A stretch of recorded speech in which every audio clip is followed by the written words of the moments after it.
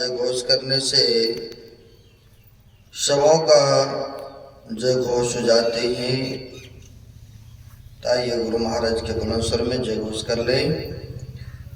बोलिए प्रेम से श्री सद्गुरु महाराज की जय।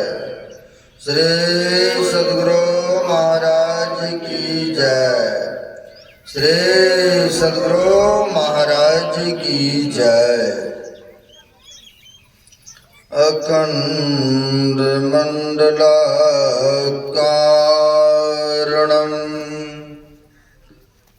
व्याप्तनेन चराचरं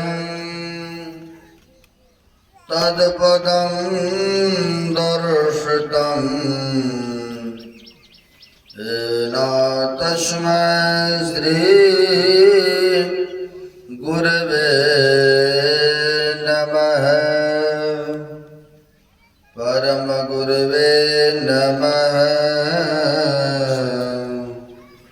परापर गुरवे नमः। परमात्मा गुरवे नमः। आत्मा गुरवे नमः। आदि गुरुदेव अनादि गुरुदेव अनंत गुरुदेव अखिल गुरुदेव चरण गुरुदेव शरण गुरुदेव। श्री गुरु महाराज चरणारविंदो नमो नमस्ते। ब्रह्मानंदं परम सुखदं केवलं ज्ञानमूर्तं द्वन्द्वातीतं गगनसदृशं तत्तमस्यादि अक्षरम् एकं नित्यं विमलमचलं सर्वधी साक्षिभूतं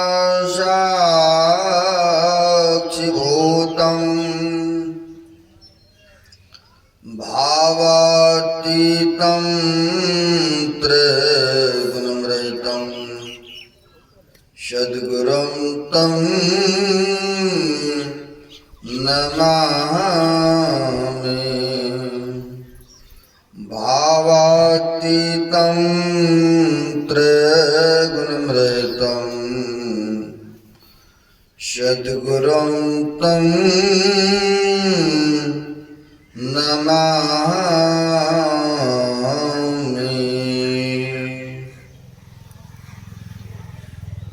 प्रातः स्मरणीय श्री भूषित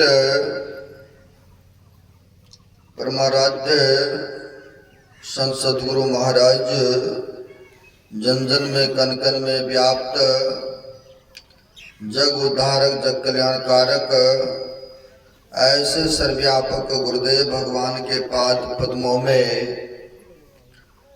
असंख्य असंख्य बार नमन है। तीर्थों को भी पवित्र करने वाले मंचस्थ पूज्य गुरुजन पूज्य साधु चरण आए हुए सदगुरु के सद्भक्तगण सबों को नमन है। हम आप यत्र तत्र से गुरु महाराज के श्रद्धेय भक्त राजेंद्र बाबू के स्वनिवास स्थान में जो है नेपाल के यह प्रांगण में आपकी यह इस क्षेत्र में जो कि संत मत सत्संग का आयोजन रखा गया, बड़ी खुशी की श्रद्धा की बात है कहा गया है जब ईश्वर की विशेष कृपा होती है तब कहीं जाके सत्संग प्राप्त होता है। जब दरबई दीन दयाल राघव साधु संगत पाइए, जेहि दरस पर समागम आदिक पाप राशि नसाइए। कहते जब ईश्वर की असीम कृपा होती है जीवों पर, तब जाके कहीं यह साधु का संग मिलते हैं, सत्संग मिलते हैं। और सत्संग से क्या लाभ होता है, संत महापुरुषों के दर्श स्पर्श करने से क्या लाभ होता है, तो कहते जही दरस पर समागम आदि पाप राशि नसाइए। पाप का क्षय होता है, नाश होता है। कहाँ जाने से? तो सत्संग में जाने से, संत महापुरुषों के सानिध्य करने से। वेद भगवान के भी प्रथम भाग से सुन रहे थे, वेद भगवान भी हम लोगों को उपदेश कर रहे थे कि हे मनुष्यों, पहले बुद्धि योग करो, यानी सत्संग करो। वेद उपनिषद भी कह रहे हैं मनुष्यों को सत्संग करने। अगर रामायण को पढ़ेंगे, रामायण के पास चलेंगे, तो रामायण में भी कहते हैं बिनु सत्संग विवेक न होई, राम कृपा बिनु सुलभ न सोई। कहते बिना सत्संग किए व्यक्ति को सत असत का ज्ञान नहीं हो पाते। ऐसा गोस्वामी जी महाराज कहते हैं तुलसीकृत रामायण में। कहते हैं बिना सत्संग का व्यक्ति को विवेक नहीं हो सकता है, सत असत का ज्ञान नहीं हो सकता है, कर्तव्य और कर्तव्य का ज्ञान नहीं हो सकता है, पाप और पुण्य का ज्ञान नहीं हो सकता है। इसलिए कहते हैं सत्संग करने के लिए, सत्संग में आने के लिए फरमाते ही। फिर गुरु महाराज के पास चलेंगे। आराध्य देव की भी मासिक ही पदावली में हम आप पढ़ते हैं या सुनते हैं, उनमें भी आया है। गुरुदेव कहते करी सत्संग आ गुरु खोज करिए, आ चुनिए गुरु साचा, आ बिनु सदगुरु के ज्ञान पंथ सब काचा ही काचा। गुरुदेव कहते हैं करी सत्संग, यानी गुरुदेव भी कहते हैं हे मनुष्यो सत्संग करो।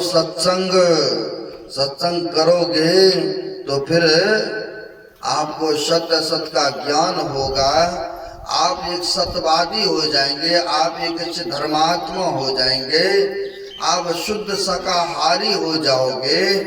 फिर मन में प्रेरणा जगेगी कि कोई गुरु बनाना चाहिए। नहीं, कहते पहले करी सत्संग, गुरु खोज करिए, फिर गुरु की खोज करेंगे। तो गुरु का जब खोज करेंगे तो गुरु क्या बताते हैं, जो अभी हम लोगों ने वेद भगवान की बातों को सुने हैं। तो वेद भगवान कह रहे थे हे मनुष्यों मानस योग करो और मानस ध्यान करो, ज्योति योग की क्रिया करो, अनेक दृष्टि योग की क्रिया करो।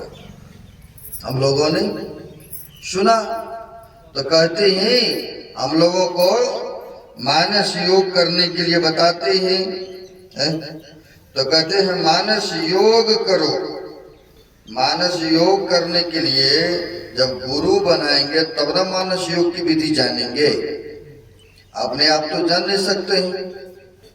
जिनको पता मालूम है और उनसे जब पता लेंगे और जब उनके बताए अनुसार चलेंगे करेंगे तब ना पता चलेगा। तो कहते करी सत्संग गुरु खोज करिए।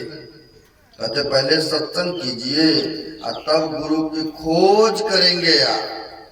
अब गुरु को जब खोज करेंगे तो गुरु जो है मानस योग की विधि बता देंगे, है एक मंत्र का जप करने की प्रक्रिया बताएंगे, जो हम लोगों को बताए हैं, जो आप लोगों को ज्ञात है कि भाई कैसे मंत्र को जपना चाहिए।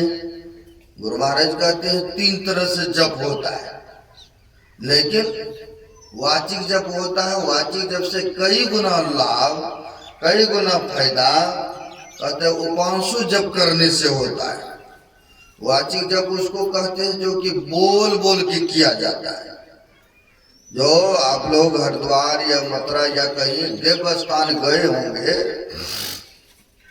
बहुतों लोगों को देखे होंगे हाथ में सुमरनी माला होता है और वह हाथ पर माला जपी जा रहे हैं, मुंह से भगवान का नाम लेते हैं। लेकिन हमारे गुरुदेव कहते हैं उससे कई गुना फायदा लाभ उपांशु जप करने से होता है। वाचिक जप से कई गुना लाभ कहते हैं उपांशु जप करने में होता है। उपांशु जप उसको कहते हैं जैसे आपकी जिभ्याएं हिल रही है, ठोरे पटपटा रहा है, केवल आपका कान सुनता है, दूसरा तीसरा व्यक्ति नहीं सुनते। जैसे किसी को कोई गुप्त बात कहना होता है तो कान के पास कहती है तो तीसरा व्यक्ति नहीं सुनते हैं। ठीक उसी प्रकार से कहते हैं कि जो है उपांशु जप होता है तो कहते हैं यह जिभ्या और ठोरे पटपटाते हैं। यह दूसरे प्रकार की जप हुआ। और तीसरी प्रकार के मानस जप करने की प्रक्रिया बताए। अति पावन गुरु मंत्र मन ही मन जाप जपो। हम लोग गुरु महाराज की वाणी कहते हैं मानस जप करो, यानी मने मैं जप करो। अस्थिर हो करके वहां नहीं जीभ हिलाना है, नहीं कुछ बोलना है। मने मन जैसे आप लोग यहाँ बैठे, अगर आपको कहेंगे रात्रि में क्या भोजन किए थे, कहाँ सो रहे थे, बेशक अभी पंडाल के अंदर में है बैठे, लेकिन देखने वाला देख रहा है कि नहीं रात में हम कहाँ थे, क्या खाए थे। वैसे ही व्यक्ति के लिए कहती हैं मन से जप करना होता है। और जो मन से जप करते हैं, मनोमय करते हैं, तो कहते हैं एक प्रकार का उनका ध्यान ही है मानस जप, क्योंकि इससे एकाग्र मन हो जाता है। कोई भी काम करे तन काम में मन राम में, यानी भजन करने में मन लगाइए। तो कहते हैं इस तरह से जो करते हैं मानस योग, तो कहते हैं सदगुरु की कृपा उनके ऊपर सदैव बरसते रहते हैं। फिर उनका ध्यान में भी मन लगता है व्यक्ति का। फिर क्या करना होता है, हम आप जाने हैं मंत्र में कितनी बड़ी ताकत होता है। जैसे जानाबाई हो गई, हम आप सुने हैं ना, राजस्थान में जानाबाई हो गई। वह जानाबाई शरीर से काम करती थी, क्योंकि घर गृहस्थी में रहती थी, लेकिन भजन सुमरण बहुत करती थी। महत्व होता है भजन सुमरण करने का, चाहे आप गृहस्थी बाबू भेष में हैं या बाबा भेष में हैं। महत्व है अपने को पवित्र रखने का, महत्व है सदाचार में बरतने का, पंच पापों को त्याग करने का, और फिर भजन करने का। जो भजन करेंगे तो कहते हैं चाहे आप गृहस्थी बाबू भेष में हैं तो कहते हैं सदगुरु की कृपा आपके ऊपर, क्योंकि भजन आप कर रहे हैं। तो कहते हैं चाहे जोगी भेष में है, अगर भजन नहीं करेंगे तो फिर कहते हैं वस्त्र पहने लेकिन भजन नहीं वैसा बन रहा है, तो कोई लाभ नहीं मिलने को है उतना जितना मिलना चाहिए।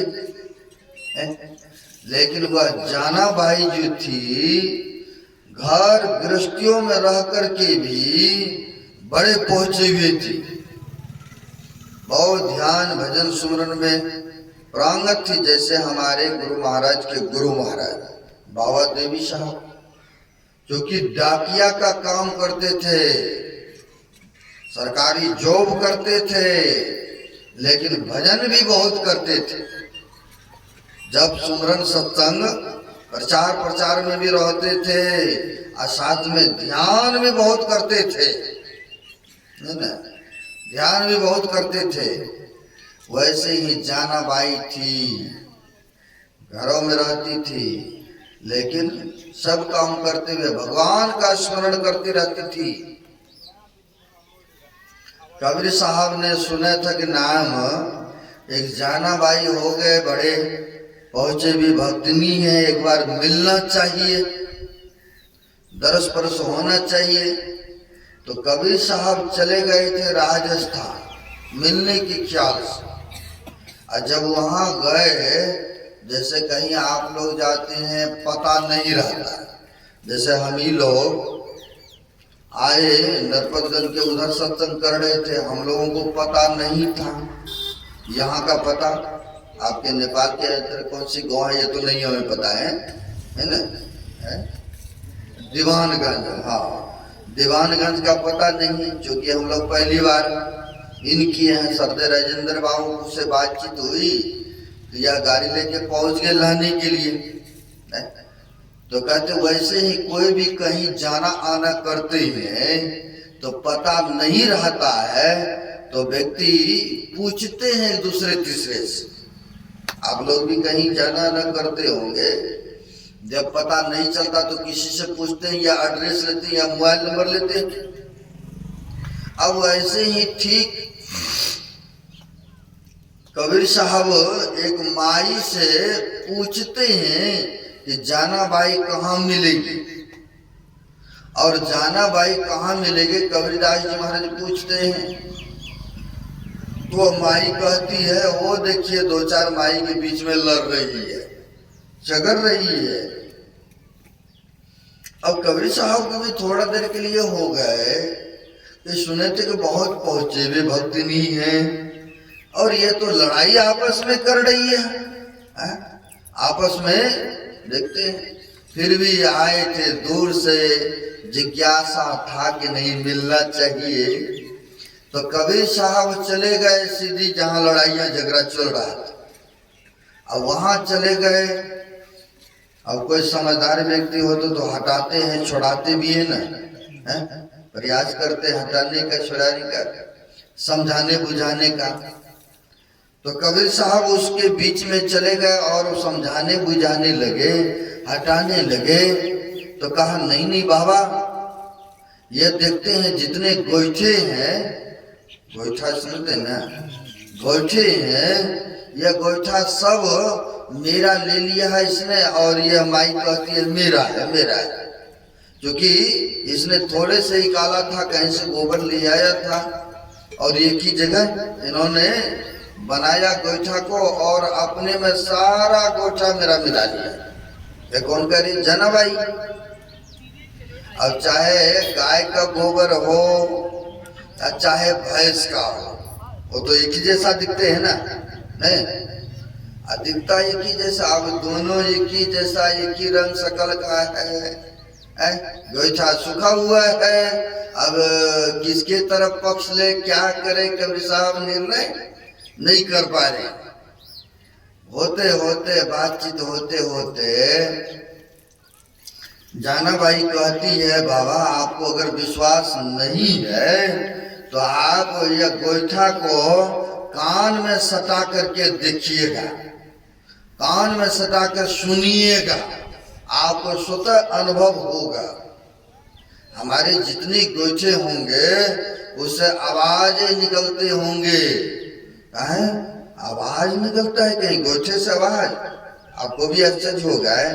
इसमें माइक में लाइट बत्ती दिया गया है, तब ना ये माइक चल रही है।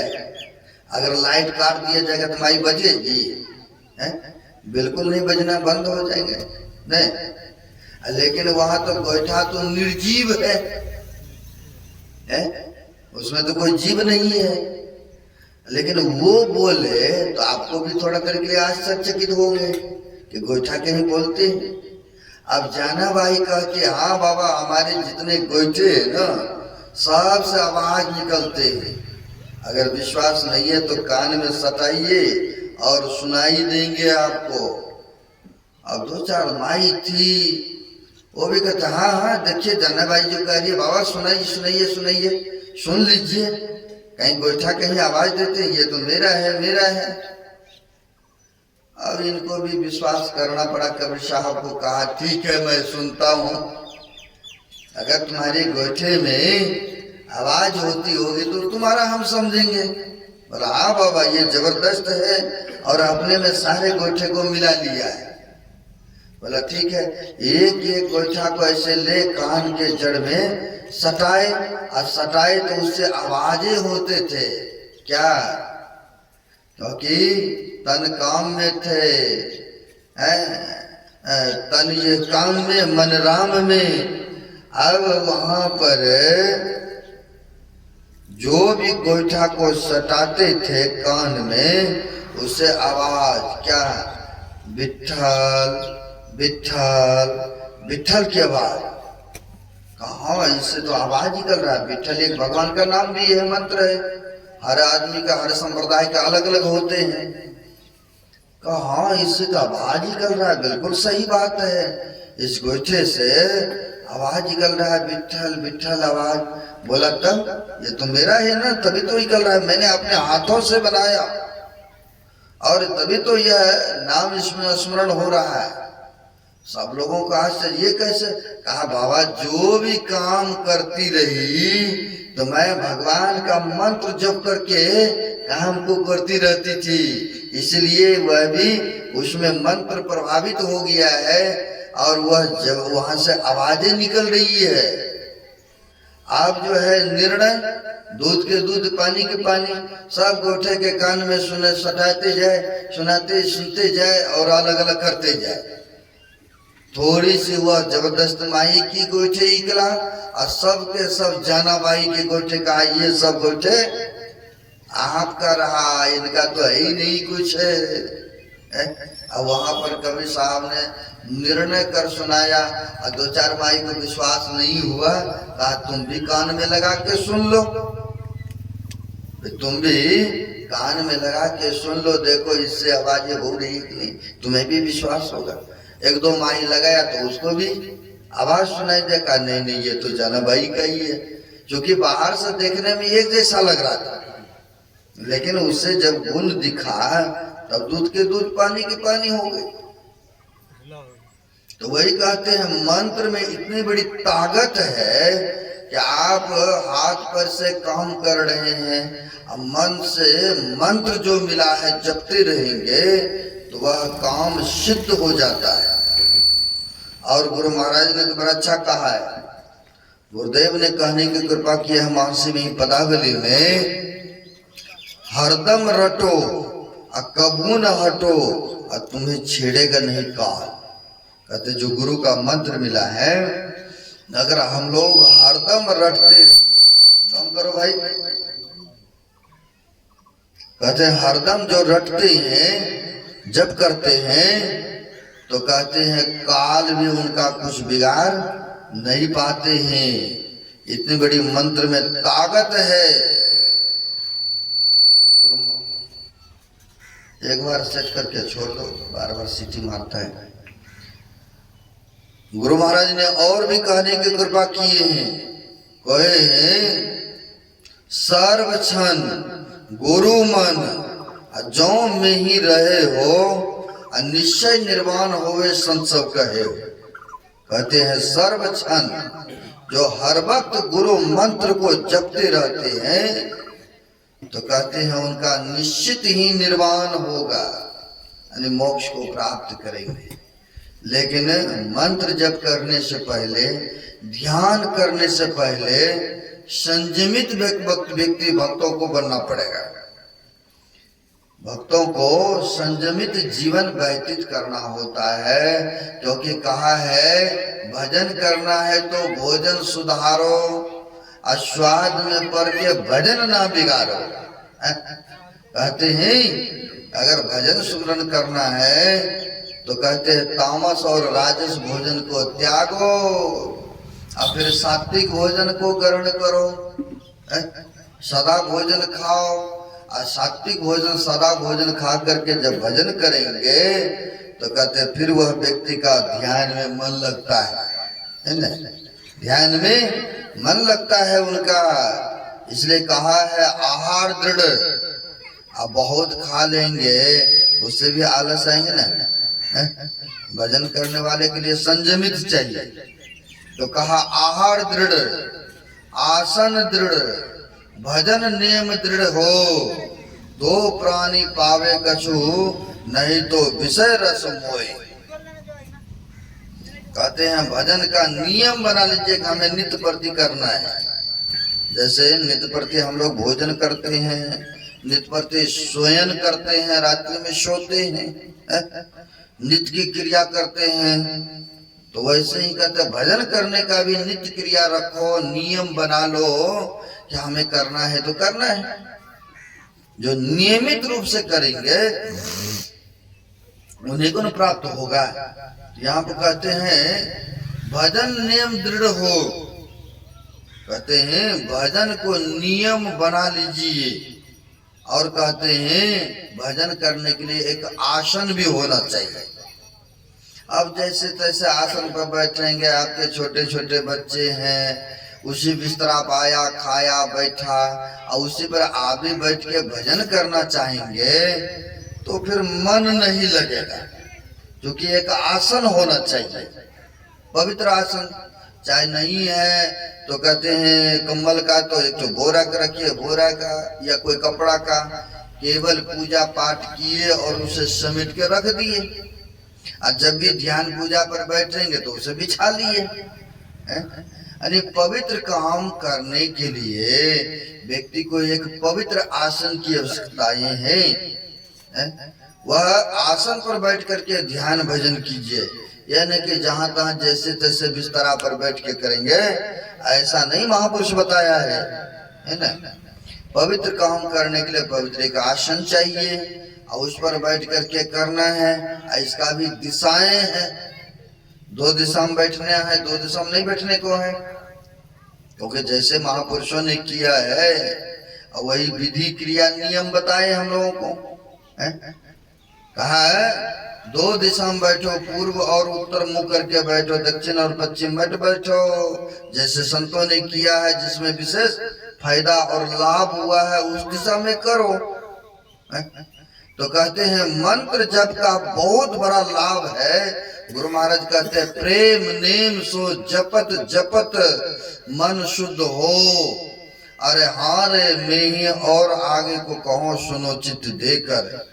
कहते प्रेम और श्रद्धा के साथ आप मंत्र को जप करते रहिए। इसी मंत्र के द्वारा हम आपके अंतःकरण पवित्रमय हो जाएगा, है ना। यह मंत्र में इतनी बड़ी ताकत है। यह मंत्र आपकी हमारी यह अंतःकरण को शुद्ध कर देंगे, पवित्रमय कर देंगे। जो वेद भगवान सुने हैं मानस योग की विधि, मानस योग की विधि प्रक्रिया जो सुने हैं वेद भगवान सुना रहे थे। ओम उञ्जानः प्रथम मनुस्तत्वाय सवितादीयम् अग्निर ज्योतिर्निश्चयः प्रतव्याध्या भारत। यानी वेद भगवान कह रहे थे पहले बुद्धि योग तो सत्संग करो और मानस योग यानी मानस जप करो, है ना। और वही गुरु महाराज कहते हैं प्रेम नेम सो जपत जपत मन शुद्ध हो। अरे हारे में ही और आगे को कहो सुनो चित्त देकर। गुरुदेव भी कहते हैं यही बात, प्रेम और श्रद्धा के साथ मंत्र का जप करो, है ना। और जो जप करेंगे इसी के द्वारा अंतःकरण पवित्रमय होगा। अन्यथा कोई ऐसा तीर्थ नहीं है, ऐसा कोई धाम नहीं है वहां गए और वहां धामों में जाकर के दर्शन प्रशन किए और हम आपके अंतःकरण पवित्र हो जाएगा, ऐसा कोई भी वेद उपनिषद में नहीं है।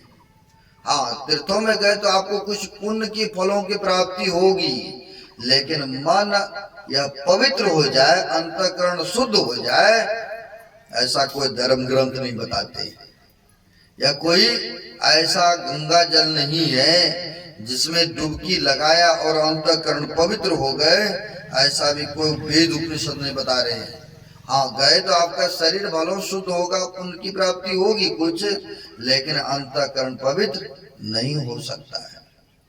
अंतःकरण पवित्र करने के लिए किसी महापुरुष से, जो गुरु दीक्षा गुरु मंत्र लेकर के जब सुमरन करना प्रारंभ करते हैं, तो कहते उन्हीं का अंतःकरण पवित्र में होता है। उन्हीं व्यक्तियों का अंतःकरण शुद्ध होंगे। तो कहते प्रेम नेम सो जपत जपत मन शुद्ध हो। प्रेम और श्रद्धा के साथ जो मंत्र जपते रहेंगे, तो कहते उन्हीं का मन पवित्र में हो जाएगा, उन्हीं का पवित्र में होगा।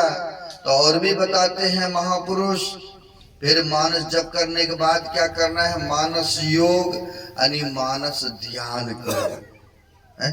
मानस ध्यान, मानस ध्यान करने से क्या फायदा होता है, क्या लाभ होता है, ये भी मैं दिखाता हूँ। पंजाब में गुरु नानक देव जी महाराज हो गए, उनका कहना है गुरु के मूर्ति मन में बसाइए और जो इच्छा सोई फल पाइए। कहते हैं जो व्यक्ति मानस ध्यान कर लेते हैं, वो महापुरुष को अपने अंदर में उगा लेते हैं, आमने सामने देखने लग जाते हैं, तो कहते हैं जो इच्छा करेंगे व्यक्ति, जो भावना करेंगे वह मानव, सब मनोरथ उनके पूर्ण हो जाते हैं। यकीन में तो मानस ध्यान करने से होता है। जैसे उदाहरण में द्वापर में गुरु द्रोणाचार्य जी हो गए, हम आप जानते हैं, पढ़े होंगे या सुने होंगे। गुरु द्रोणाचार्य जी महाराज ने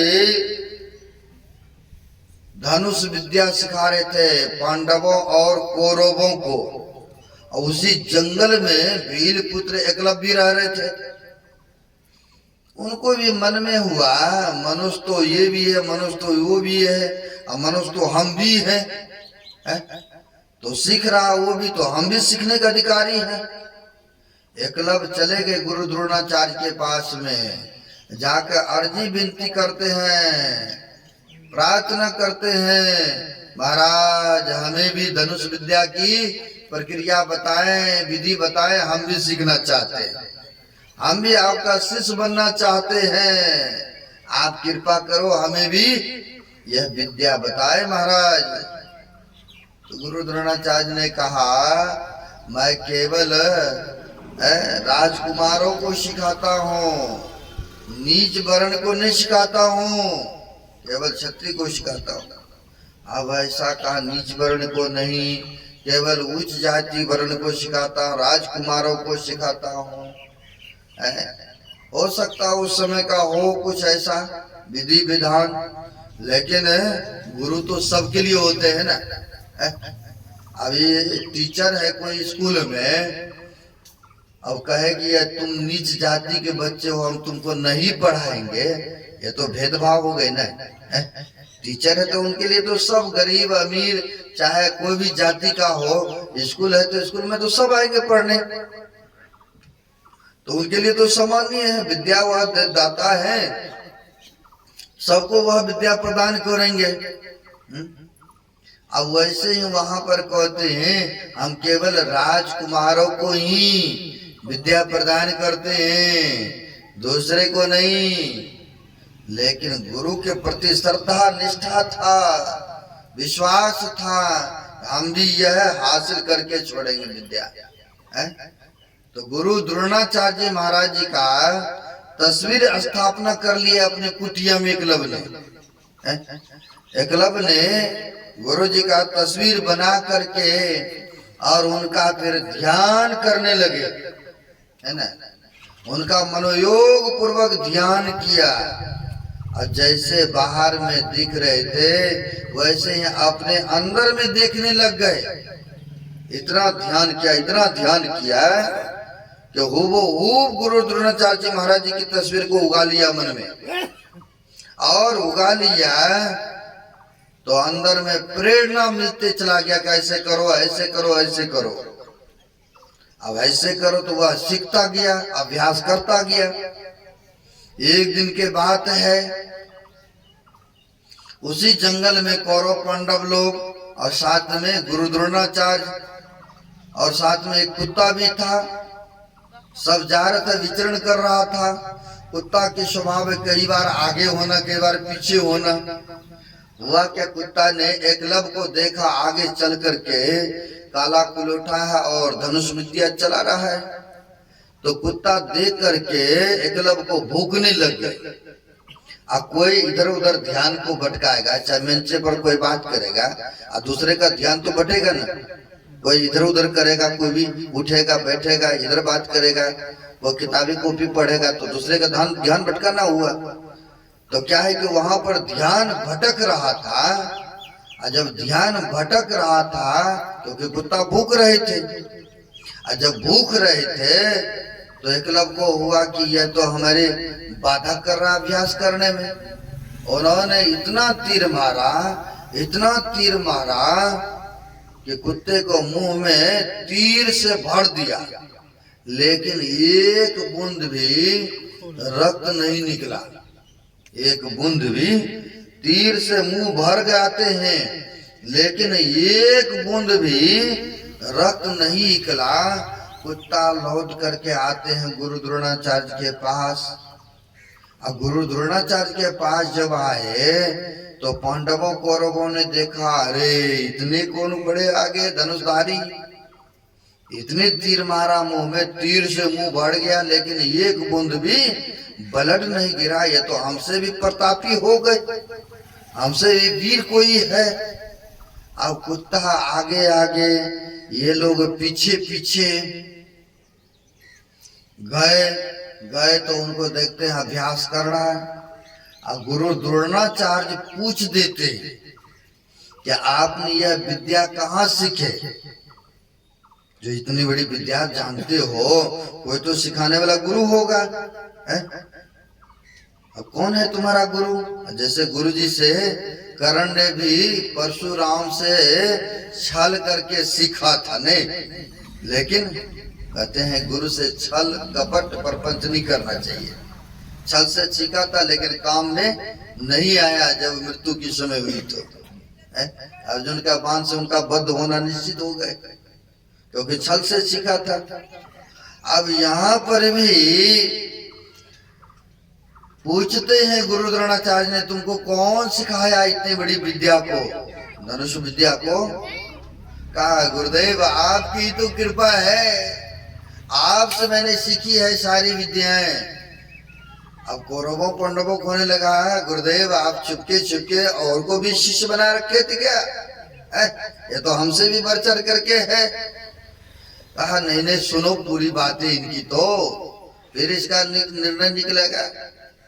कहा अरे तुमको मैंने दीक्षा तो शिक्षा दिया नहीं, तुम आया भी था मेरी कुटिया में, है कि हमें भी सिखाइए, तो मैंने तो दिया नहीं आपको वेद मंत्र, तो फिर मैं कैसे तुम्हारा गुरुजी हुआ? कहा गुरुदेव चलिए हमारे अंदर में कुटिया में देखिएगा।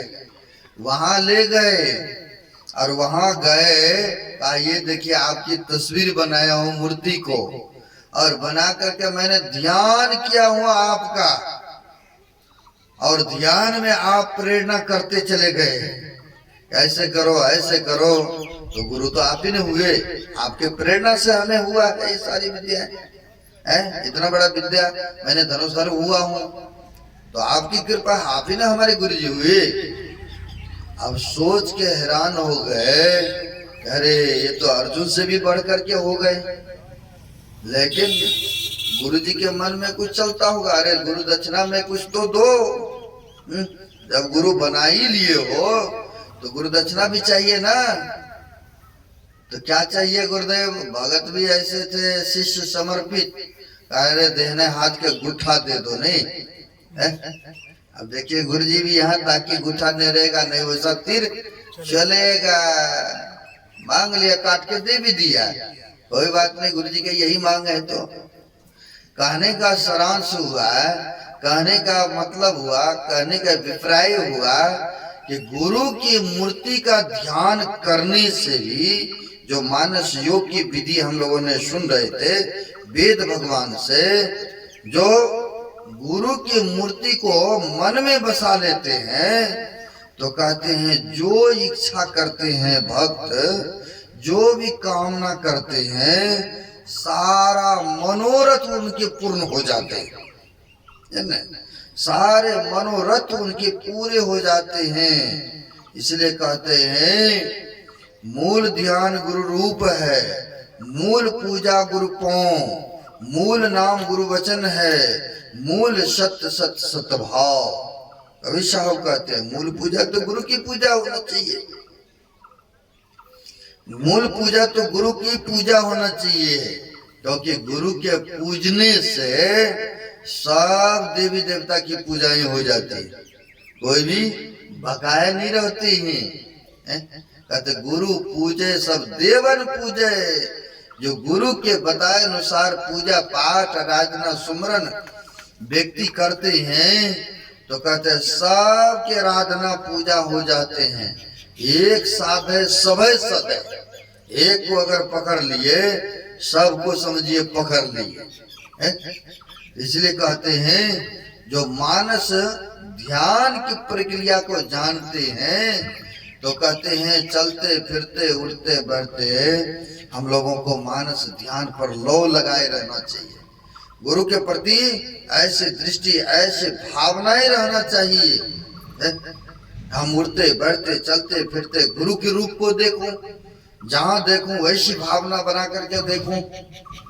जो इस तरह की भावनाएं बनाए कर रखते हैं, तो कहते हैं फिर उनका ध्यान सुमरण में मन उनका लगते जाएगा, और वह साधक साधिकाएं आगे से आगे बढ़ते चले जाएंगे, है ना? आगे से आगे वह बढ़ता चले जाएंगे। हम आप जानते ही हैं तो गुरु के ऐसे मानस पटल पर बसा करके रखते थे कौन? बुल्ला साहब, आप सुने होंगे ना?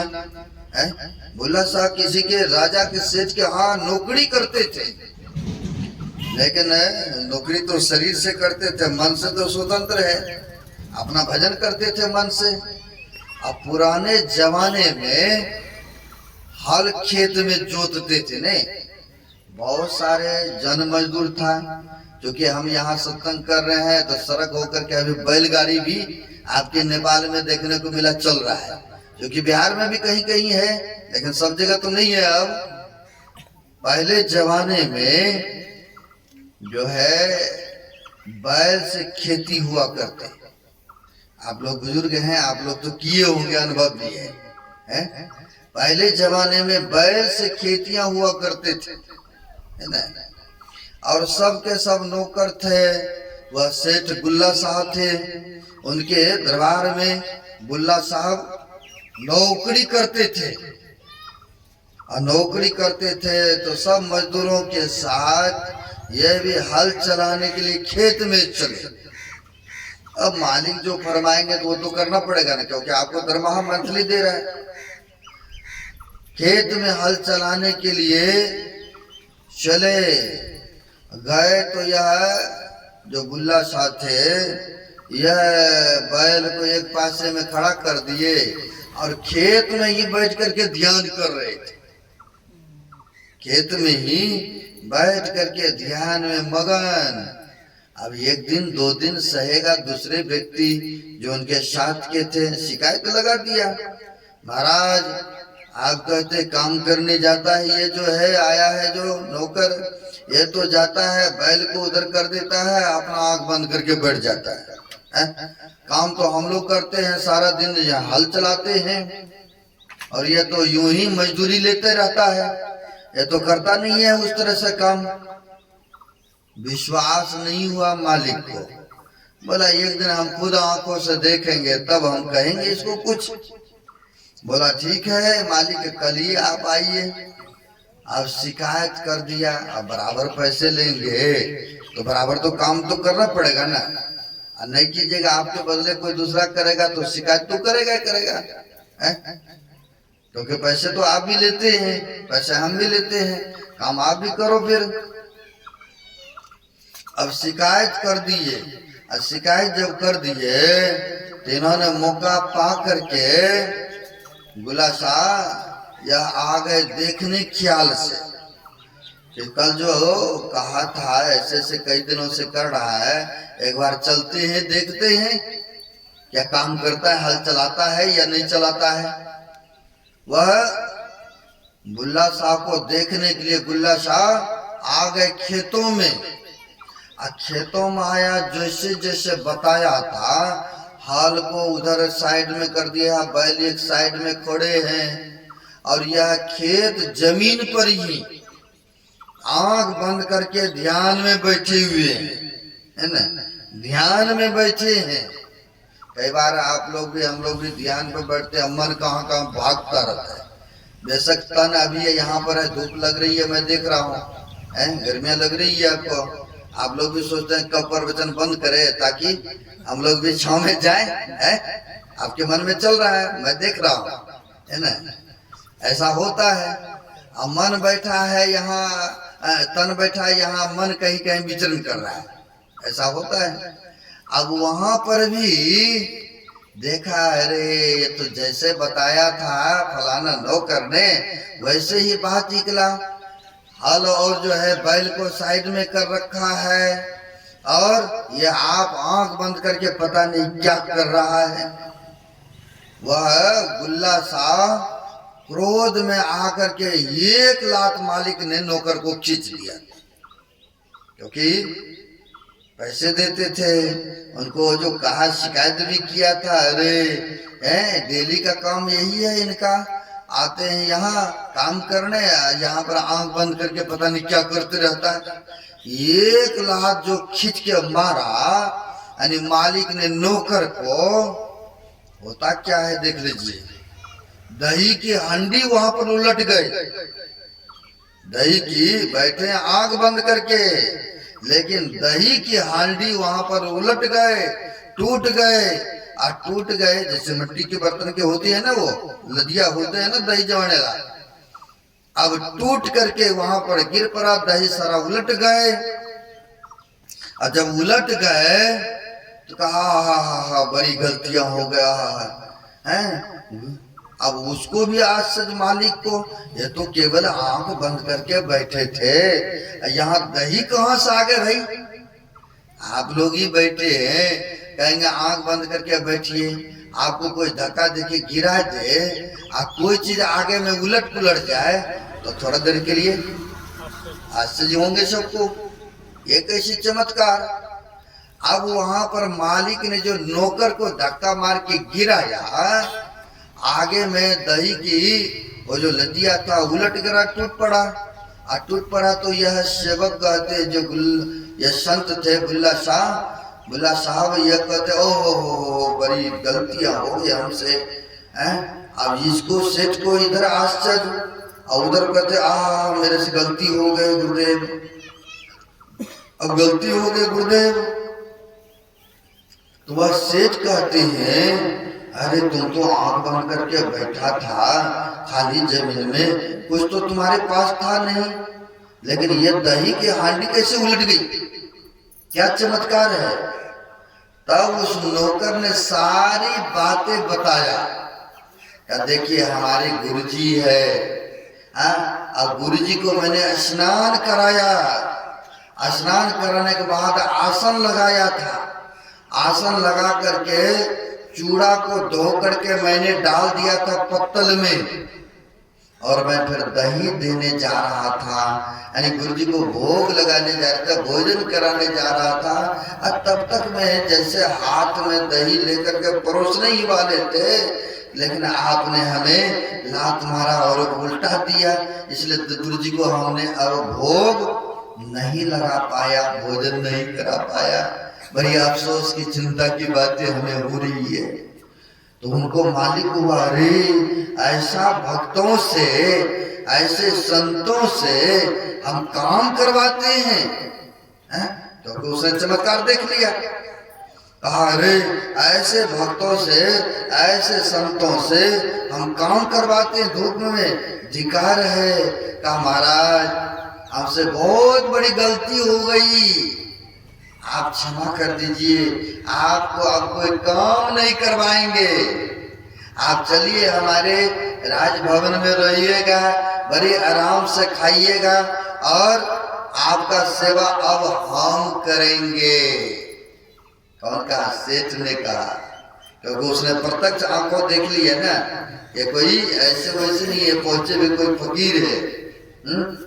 अब जो है गुल्ला शाह के सेवक बन गए। गुल्ला शाह वह दीक्षा ग्रहण किए वह सेठ ने, और दीक्षा ग्रहण करके फिर वो भी भजन सुमरण किए, है ना।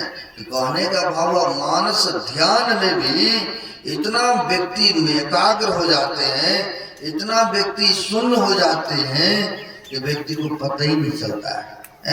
जैसे त्रिक्षण मुनि के बारे में भी जानते हैं, रवन को पढ़ते हैं, वो भी इतने ध्यान में मगन हो गए कि प्रभु राम आ गए लेकिन उनको पता ही नहीं चला है। तो वही कहते हैं कि मानस ध्यान करने से भी अंतःकरण पवित्र हो जाता है, और जो गुरु में गुण होता है वह सेवक में सब गुण आ जाते हैं। क्योंकि गुरु की मूर्ति मन में बसाइए, जो इच्छा सोई फल पाइए। कहते हैं गुरु की मूर्ति को मन में जो बसा लेते हैं, उगा लेते हैं, तो जो इच्छा जो कामना करते हैं सारे मनोरथ उनकी पूरी हो जाती है।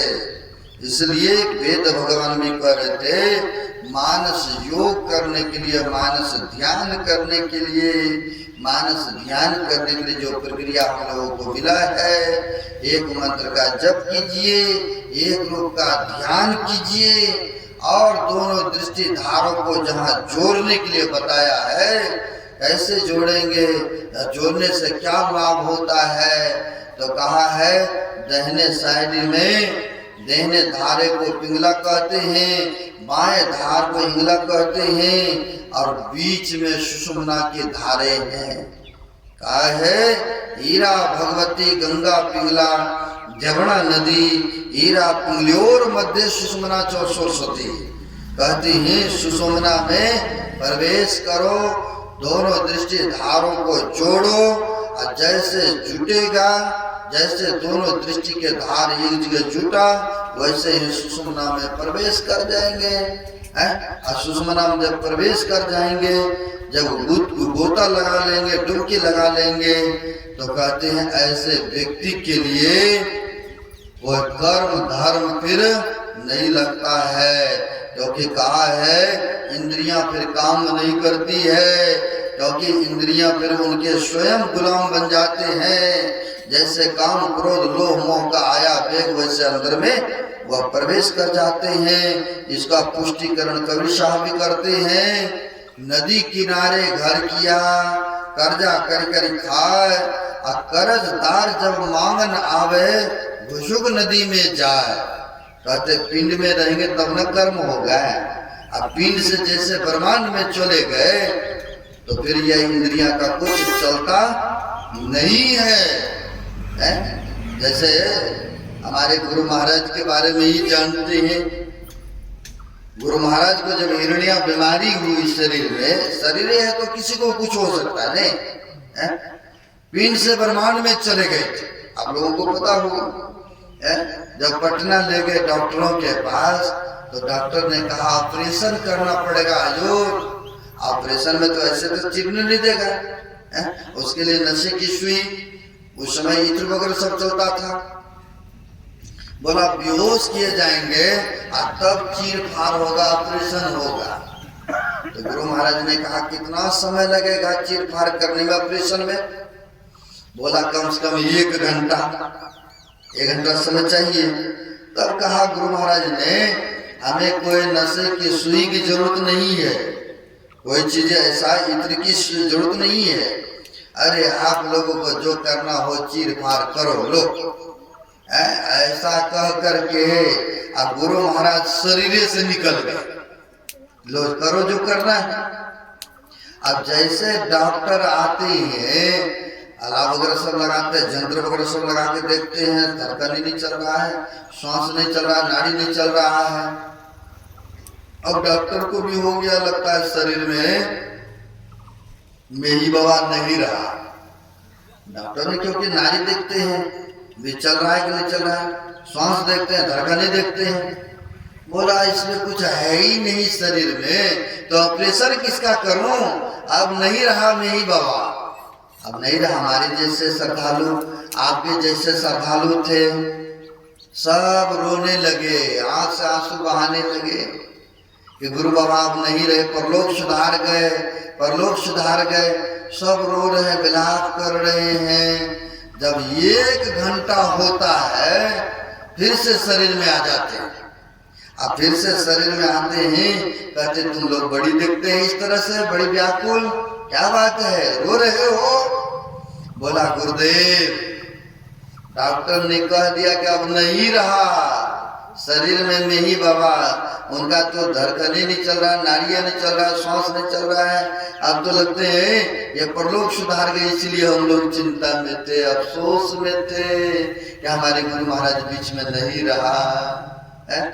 अरे मैंने तो पहले ही कहा था हमें नशे की सुई की जरूरत नहीं है, जो करना है तुम लोग ऑपरेशन जो करना है करो। फिर से गुरु महाराज ने डॉक्टरों को कह करके कहा देखो तुम लोग चिंता मत करना, लो मैं फिर से निकलता हूँ, तुम लोगों को जो चीर पार करना हो, जो ऑपरेशन करना हो आप लोग करो। और इतना कह करके फिर से गुरु महाराज निकल गए शरीर से। डॉक्टर ने फिर चीर पार ऑपरेशन सब कुछ किया। ये कहाँ जाना, पिंड में नहीं ब्रह्मांड में, जिनकी ब्रह्मांड में पिंड से ब्रह्मांड में चढ़ाई होता है तो वो उसको कोई काम क्रोध लोभ मोह ईर्ष्या द्वेष कुछ नहीं बिगाड़ पाते हैं। वह तो ऊपर में प्रवेश कर जाते हैं, सुषुम्ना में चले जाते हैं, उनका कोई काम क्रोध लोभ मोह कुछ नहीं बिगाड़ते हैं।